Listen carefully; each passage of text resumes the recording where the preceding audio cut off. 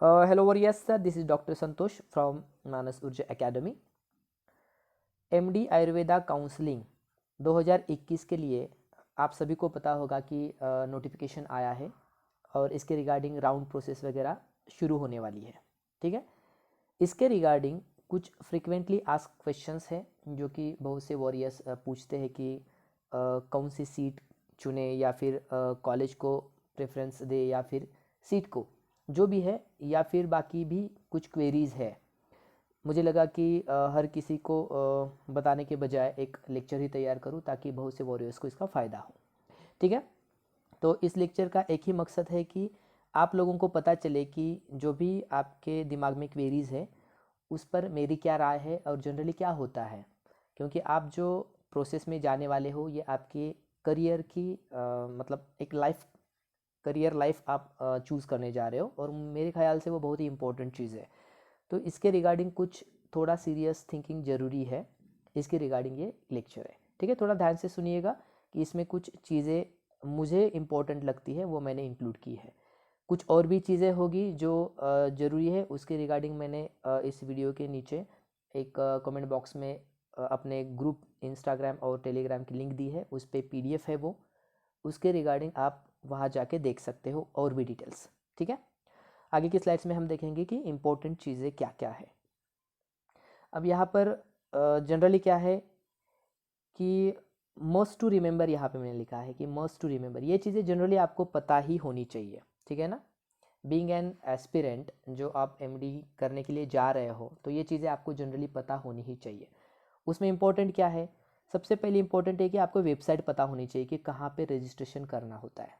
ठीक है, तो जनरली वेबसाइट आपको पता होगी AACCC यानी www.AACCC.gov.in government.in। ठीक है, ये इस वेबसाइट पे ऑथेंटिक इन्फॉर्मेशन आती है, वही आपको देखनी होगी। इम्पोर्टेंट डेट्स भी आपको पता होनी चाहिए कि कौन से डेट पे कौन से राउंड से। ठीक है, मैंने यहाँ पे थोड़ा सा शॉर्ट में लिखा है, आपको जनरली पता चलेगा ही कि पहला राउंड जो है वो 17 तारीख से लेके 20 तारीख तक, यानी 17 जनवरी से लेके 20 जनवरी तक। दूसरा राउंड 4 फरवरी से लेके 7 फरवरी तक। तीसरा राउंड 25 फरवरी से लेके 28 फरवरी तक। उसके बाद जो भी सीटें बचेगी या वैकेंट रहेगी वो 15 मार्च को अपने रिस्पेक्टिव स्टेट्स में या जहाँ पे ऑथोरिटीज़ है वहाँ पे दी जाएगी। उसके बाद 15 मार्च तक, ठीक है, और 20 मार्च से लेके 31 मार्च को एक स्ट्रे वैकेंसी राउंड होगा। ठीक है ना, पर्टिकुलर रिस्पेक्टिव स्टेट्स में। तो कुछ इंपॉर्टेंट डेट्स है, ये आपको पता होनी चाहिए कि कौन से डेट्स पे कौन से राउंड से। ठीक है, ये तो जनरली आपको पता चला। डिटेल्स मैं फिर एक बार कहता हूँ कि जो कमेंट बॉक्स है उसमें लिंक दी है, उस ग्रुप में मैंने एक PDF शेयर की है, उसमें सारी डिटेल्स है। हो सकता है वो PDF आपके पास भी हो, तो PDF को अच्छे से थोड़ा सा ओवरलुक कर लीजिएगा, आपको सारा कुछ समझ में आएगा, वहाँ पे दिया ही है सब कुछ। आगे क्या दिया है देखो कि all India quota versus state counselling, मतलब central counselling versus state counselling. अब ये जो पहला राउंड या दूसरा राउंड मैंने बात की, ये सेंट्रल काउंसलिंग की है, यानी कि ऑल इंडिया कोटा इसके रिगार्डिंग है। तो ऑल इंडिया कोटा में क्या क्या आता है, ऑल इंडिया कोटा में जो भी गवर्नमेंट कॉलेजेस हैं या फिर गवर्नमेंट एडेड कॉलेजेस हैं उनके 15% के सीटें यहाँ पे इनकी काउंसलिंग यहाँ पे होगी। ठीक है, गवर्नमेंट और गवर्नमेंट एडेड कॉलेजेस पूरे देश में जितने भी स्टेट्स है उनके जितने भी कॉलेजेस है उसमें से 15% के लिए। उसके बाद कुछ सेंट्रल इंस्टीट्यूट्स है उसमें 50% के लिए, और कुछ इंस्टीट्यूट है उसके लिए 100% है। कौन से इंस्टीट्यूट के लिए 50 है, कौन से के लिए 100% है, ये PDF में है, आप देख सकते हो। ठीक है, यहाँ पे इम्पोर्टेंट चीज़ क्या है कि प्राइवेट कॉलेजेस जो है इनकी काउंसलिंग सेंट्रल काउंसलिंग में नहीं होगी। ठीक है, प्राइवेट कॉलेजेस जो है उनकी काउंसलिंग रिस्पेक्टिव स्टेट काउंसलिंग में होगी। ठीक है, ऑल इंडिया कोटा में और डीम्ड यूनिवर्सिटी जो होती है उनकी भी काउंसलिंग इस ऑल इंडिया कोटा में होगी, मतलब ऑल इंडिया काउंसलिंग में होगी, जिसे हम सेंट्रल काउंसलिंग कहेंगे। तो सेंट्रल काउंसलिंग में क्या क्या आ रहा है, government colleges, government aided colleges, central institutes and deemed universities. ठीक है, जो प्राइवेट कॉलेजेस है उनकी काउंसलिंग स्टेट काउंसलिंग के दरमियान होगी। अब ये जरूरी है कि स्टेट काउंसलिंग कब होगी, तो रिस्पेक्टिव स्टेट्स की काउंसलिंग पैरेलली इधर उधर आगे पीछे डेट्स में चलती ही है। ठीक है ना, मतलब ये स्टेट काउंसलिंग और ऑल इंडिया काउंसलिंग ये पैरेलल नहीं चलती, ये आगे पीछे होती है, ठीक है। हर स्टेट्स की डेट्स अलग अलग हो सकती है उनके स्टेट अथॉरिटीज़ के डिसीजन के अनुसार। अभी फ़िलहाल के लिए हमें केवल याद रखना ये है कि 15% किसके, जो भी गवर्नमेंट कॉलेजेस है उनके और गवर्नमेंट एडेड कॉलेज के, 50% सेंट्रल इंस्टीट्यूट के कुछ ऐसे हैं और 100% कुछ सेंट्रल इंस्टीट्यूट्स के हैं उसकी, और डीम्ड यूनिवर्सिटीज़ की 100%। तो ये इनकी सारी सीटें ऑल इंडिया कोटा से होगी, ठीक है। अब आपको रजिस्ट्रेशन करना पड़ेगा। जैसे मान लो कि ये पहला राउंड है, 17 जनवरी से लेके 20 जनवरी तक है, तो 17 तारीख से ओपन होगा, आपको रजिस्ट्रेशन करना पड़ेगा वेबसाइट पे। तो रजिस्ट्रेशन उसकी फ़ीस है 2000 रुपीज़, ठीक है, 2000 रुपये रजिस्ट्रेशन फ़ी है। आपको केवल एक ही बार रजिस्ट्रेशन करना है, ठीक है। और ये जो फ़ी है 10,000 और 50,000, ये 10,000 है गवर्नमेंट और गवर्नमेंट एडेड कॉलेज के लिए, और ये 50,000 है ये अपने डीम्ड यूनिवर्सिटीज़ के लिए है, ठीक है। ये फ़ी सिक्योरिटी मनी करके आपसे ली जा रही है, ठीक है, सिक्योरिटी मनी है ये आपको रिफंडेबल है। इसमें जो आपको रजिस्ट्रेशन फ़ी जो हमने कही 2000 वो नॉन रिफंडेबल है, और ये जो 10,000/50,000 है ये सिक्योरिटी मनी है। 50,000 किसके केस में है, डीम्ड यूनिवर्सिटी में अगर आप एडमिशन लेना चाह रहे हो तो, और 10,000 बाकी के लिए है, ठीक है। अब इसमें बहुत से स्टूडेंट्स ये पूछते हैं कि ये सिक्योरिटी मनी कब रिफंडेबल होगी और कौन से स्टेज में रिफंडेबल नहीं होती है, ये बहुत लोगों ने पूछा। तो उसका आंसर क्या है, देखो कि सिक्योरिटी मनी आपको रिफंडेबल है, इसका मतलब यस, लेकिन कुछ कंडीशंस है। कौन सी ऐसी सिचुएशंस है जहाँ पे वो रिफंडेबल नहीं होगी। इसके पहले हम ये देखेंगे कि कहाँ पे रिफंड होगी। जिस अकाउंट से आपने पैसे जमा की है उसी अकाउंट में आपकी फ़ीस ये सिक्योरिटी मनी रिफंड होगी, अगर सारे क्राइटेरिया में आप फुलफिल होते हो तो। उसके बाद कब होगी, तो ये सारा राउंड जब हो जाता है, ऑल इंडिया कोटा का सब राउंड हो जाता है, पूरी प्रोसेस होने के बाद ये आपको नोटिफिकेशन आ जाएगा या ग्रुप पे वेबसाइट पे नोटिफाई किया जाएगा कि कब आपको रिफ़ंड की जाने वाली है, ठीक है। तो ये रिफ़ंड होती है या नहीं होती है, तो इसका आंसर हाँ, ये रिफ़ंड होती है। कुछ स्टूडेंट्स कहते हैं कि वो रिफंडेबल नहीं होती, ऐसा कुछ नहीं होता, फीस रिफ़ंड होती है, ठीक है। कौन से सिचुएशन में वो रिफ़ंड ही नहीं होती है आपकी सिक्योरिटी मनी, ठीक है। 4 सिचुएशन है जहाँ पे वो रिफ़ंड नहीं होगी। कौन सी सिचुएशन है, जैसे मान लो कि आपने सेकेंड राउंड में कोई इंस्टीट्यूट ज्वाइन किया या कौन से कॉलेज में एडमिशन लिया, वो एडमिशन लेने के बाद आपने रिज़ाइन किया या आपने वो छोड़ दिया, तो उस केस में आपकी सिक्योरिटी मनी डिपॉजिट जो भी है वो नहीं मिलता आपको, ठीक है, यानी जब्त हो जाता है ना, जमा करते हैं वो लोग, आपको नहीं देंगे। कौन सी पहली स्टेज थी, सेकेंड राउंड में आपने एडमिशन लिया है उसके बाद आप रिज़ाइन कर रहे हो या छोड़ रहे हो, ये पहली सिचुएशन हुई। दूसरी सिचुएशन क्या है कि थर्ड राउंड पे आपको कोई कॉलेज अलाउड हुआ ना, थर्ड राउंड में आपको कोई कॉलेज मिला लेकिन आपने उसे रिपोर्ट ही नहीं किया या फिर ज्वाइन ही नहीं किया। देखो यहाँ ज्वाइनिंग की बात है, सेकेंड राउंड में मैंने क्या कहा, सेकेंड राउंड में ज्वाइन कर लिया है लेकिन उसके बाद आपने छोड़ा तो। और थर्ड राउंड की बात क्या है कि थर्ड राउंड को आपको कॉलेज अलॉट हुआ ना, अगर आप वहाँ नहीं गए या रिपोर्ट ही नहीं किया, ज्वाइन ही नहीं किया, उसी केस में भी आपकी सिक्योरिटी मनी आपको नहीं मिलेगी, ठीक है। तीसरी स्टेज क्या है कि मान लो कि फर्स्ट राउंड में आपको कोई कॉलेज मिला है, आप सेकेंड राउंड के लिए अपग्रेड होना चाह रहे हो और आपको कॉलेज भी अलॉट हुआ सेकेंड राउंड में। अब आपको करना क्या होता है, पहले राउंड में जो मिला है वो आपको छोड़ना ही होता है ना, मस्ट, आपको वो लीव करना होता है, और उसके बाद जो सेकेंड राउंड में आपको अपग्रेड करके मिला है उसको ज्वाइन करना होता है। अगर आपने वो सेकेंड वाला ज्वाइन नहीं किया तो वैसे सिचुएशन में आपकी सिक्योरिटी मनी आपको रिफंडेबल नहीं है, ठीक है। और चौथी चीज़ क्या है कि अगर मान लो आपने कोई ऐसी इन्फॉर्मेशन, गलत इन्फॉर्मेशन दी है जिसकी वजह से इस प्रोसेस पे थोड़ा इम्पैक्ट हुआ, एडमिशन के या काउंसलिंग के प्रोसेस पे, ऐसा अथॉरिटीज़ को लगा जिस जो इन्फॉर्मेशन आपने गलत दी है, तो इन दैट केस आपको डिपॉजिट या सिक्योरिटी मनी नहीं मिलेगी, ठीक है।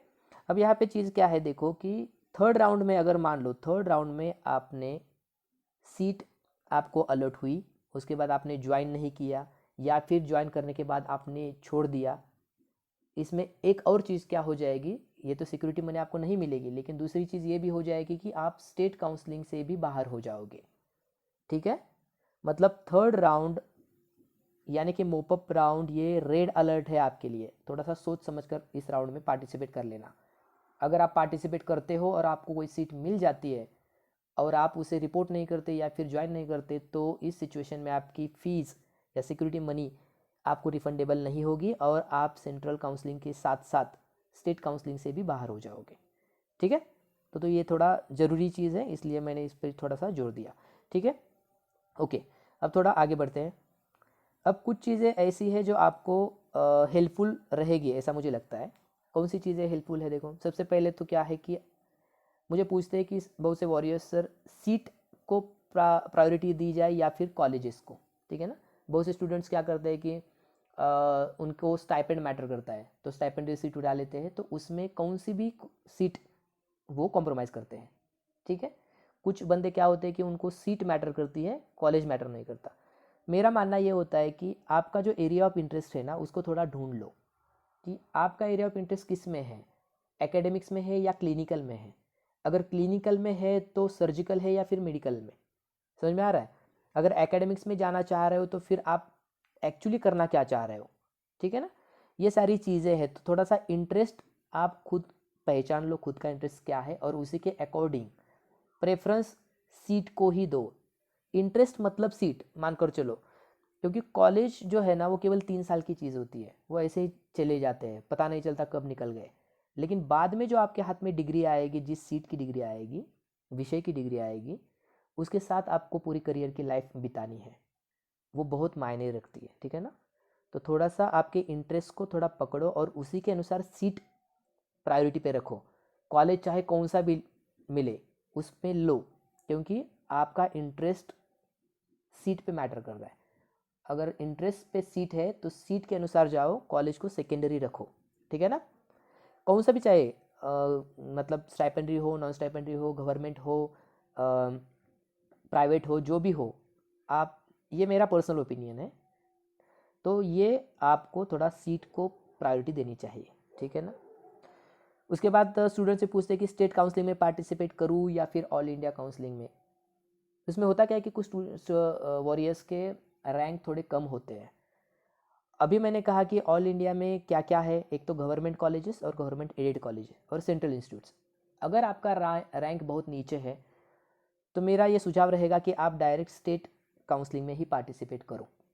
ठीक है, अब ये आपकी चॉइस होगी पर्सनली कि आपको जाना है या नहीं जाना है वहाँ पे, लेकिन आपका अगर रैंक बहुत ही नीचे है तो आप in that case state counselling में अगर जाते हो तो बेटर रहेगा, क्योंकि उसमें चांसेस आपके लिए ज़्यादा होते हैं, 85% वहाँ पे रहेंगे। ठीक है, गवर्नमेंट कॉलेज और प्राइवेट कॉलेज में एजुकेशन किस तरह का होता है? तो मेरा तो ये मानना होता है कि देखो, चाहे गवर्नमेंट कॉलेज हो या फिर प्राइवेट कॉलेज हो, पढ़ना आप ही को है। आप एक्सपेक्टेशंस ये लेके चलते हो कि वहाँ पे जाके बड़ी प्रैक्टिस करने के लिए मिलेगी या फिर अच्छा सीखने को मिलेगा। बहुत सी जगह पे ऐसा होता है कि ऐसा नहीं होता। ठीक है ना, तो ये मिसअंडरस्टैंडिंग थोड़ा सा दूर कर लो, या फिर ये एटीट्यूड जो है कि मुझे वहाँ पे गवर्नमेंट कॉलेज में अच्छा ही होता है, अच्छा ही रहेगा, कहीं कहीं जगह पे ऐसा नहीं होता। ठीक है, तो ऐसी सिचुएशन में हम लोगों को करना क्या होता है कि जो भी मिले आपको वहाँ सीखना है। ब्लेम नहीं करना है कौन से भी इंस्टीट्यूट पे कि ये प्राइवेट में पढ़ाते नहीं या फिर गवर्नमेंट में पढ़ाते नहीं, पेपर वर्क ज़्यादा होता है, फाइलिंग वर्क ज़्यादा होता है, जो भी हो। आप लोगों को 3 साल में जितना वहाँ से मिलता है सीखने के लिए, उतना सीखना है। तो गवर्नमेंट वर्सेस प्राइवेट ऐसा जो डिस्क्रिमिनेशन है वो मत करो। ठीक है, at the level of master degree ये ज़रूरी नहीं होता, क्योंकि आप पे डिपेंड होता है कि आप वहाँ से क्या उठा रहे हो। ठीक, प्रैक्टिस ओरिएंटेड जाना है या फिर एकेडमिक्स ओरिएंटेड जाना है? अगर आपको प्रैक्टिस ओरिएंटेड जाना है तो आप सब्जेक्ट तो आपने चूज़ किया होगा, क्लिनिकल हो या फिर सर्जिकल हो, जो भी हो, तो कौन सा भी कॉलेज लो, उसमें कोई दिक्कत नहीं होती। तो प्रैक्टिस ओरिएंटेड जाने के अगर आपने सोचा है तो प्रैक्टिस ओरिएंटेड ही अप्रोच रखो। अगर आपको एकेडमिक्स में जाना है तो सेंट्रल इंस्टीट्यूट्स को थोड़ा सा प्रायोरिटी दे दो। इसका मतलब ये नहीं कि बाकी कॉलेजेस में अच्छा नहीं होता, डेफिनेटली होता है, लेकिन एकेडमिक्स में जाने के लिए थोड़ा सा सेंट्रल इंस्टीट्यूट्स में पीजी होने को थोड़ा अलग, मतलब धारणा है केवल कि थोड़ा सा ब्रांड है। वास्तविकता ऐसी नहीं है, केवल ये धारणा है कि जो सेंट्रल इंस्टीट्यूट से ग्रेजुएट होते हैं या सॉरी पोस्ट ग्रेजुएट होते हैं वो थोड़ा सा होशियार होते हैं, लेकिन ऐसा कुछ नहीं होता। लेकिन तब भी थोड़ा सा कुछ इंटरव्यू में थोड़ा सा एक सॉफ्ट कॉर्नर मिल जाता है। अगर पॉसिबल है आपको तो सेंट्रल इंस्टीट्यूट चूज़ कर लेना जिनको एकेडमिक्स में इंटरेस्ट है। ठीक है, एकेडमिक्स के लिए आप कौन से भी विषय चूज़ कर सकते हो। ऐसा कुछ नहीं है कि फर्स्ट ईयर वाले हो, सेकेंड ईयर वाले हो, थर्ड ईयर, कौन से भी विषय आप चूज़ कर सकते हो एकेडमिक्स के लिए, ठीक है। क्लिनिकल वर्सेस नॉन क्लिनिकल अभी चूज़ करो कि आप कहाँ पे जाने वाले हो। अदरवाइज़ होता क्या है कि आपका इंटरेस्ट नहीं होता क्लिनिकल में और आपको मिल रहा है इस वजह से आप ले रहे हो ना, तो आप दूसरे शब्दों में किसी दूसरे वॉरियर का नुकसान कर रहे हो, ठीक है। तो थोड़ा सा टाइम लो कि आपको चाहिए क्या, क्लिनिकल या नॉन क्लिनिकल, ठीक है ना, क्योंकि आपका एक सही डिसीजन दूसरे वॉरियर की लाइफ बना सकता है, ठीक है ना। ओके, अब दूसरा क्या है कि प्रेफरेंसेस फील करते समय आप ये मत सोचिएगा कि मेरा रैंक कम है, मुझे ये कॉलेज नहीं मिलेगा, मेरा इंटरेस्ट तो है, इस वजह से मैं ये नहीं फील करूँगा या नहीं फील करूँगी, तो ऐसा मत सोचो। प्रेफरेंस फील करते समय या चॉइसेस लॉक करते समय ऐसा सोचो कि आपका रैंक 1 है और आपको ये मिलेगा ही, इस हिसाब से आपकी लिस्ट बना लो, ठीक है। मैं ये रिपीट कर रहा हूँ, ये बहुत इंपॉर्टेंट है। कुछ वॉरियर्स खुद को कम समझते हैं, क्योंकि देखो आपके आगे वाला क्या चूज़ करेगा ये आपको पता नहीं है, ये प्रोसेस टोटली डायनामिक है। बहुत से स्टूडेंट्स मुझे मैसेज करते हैं कि ये मेरा रैंक है, इस पे मुझे गवर्नमेंट मिलेगा या नहीं मिलेगा, ये किसी को नहीं पता होता मिलेगा या नहीं मिलेगा। लास्ट ईयर मिला था इसका मतलब इस साल मिलेगा, ऐसा कुछ नहीं है, ठीक है, क्योंकि ये पूरी डायनामिक प्रोसेस होती है। आपके आगे वाला क्या चूज़ करता है ना, इस पर डिपेंड है। तो आप ये सोचकर चलो कि आपकी रैंक 1 है, इस हिसाब से आप प्रेफरेंस भरोगे आपके एरिया ऑफ इंटरेस्ट को ध्यान में रखते हुए। अगर ये नहीं मिला तो ये नहीं मिला तो ये, ठीक है ना, इस हिसाब से। अब देखो, जो फर्स्ट राउंड में आप चॉइसेस फिल करोगे, दूसरे राउंड में वो आपको अलग से चेंज करने हैं, मतलब अलग से भरने हैं, ठीक है ना। फर्स्ट राउंड के चॉइसेस अपने आप वो नल और वॉइड हो जाएंगे, इसका मतलब दूसरे राउंड में आपको नए प्रेफरेंसेस डालने होते हैं, ठीक है। फर्स्ट राउंड में अगर आपने रजिस्ट्रेशन किया है तो दूसरी बार रजिस्ट्रेशन करने की ज़रूरत नहीं है। अगर पहले राउंड में आपने रजिस्ट्रेशन नहीं किया है तो डायरेक्ट आप दूसरे राउंड में भी रजिस्ट्रेशन कर सकते हो। समझ में आ रहा है? ऑल इंडिया काउंसलिंग की मैं बात कर रहा हूँ।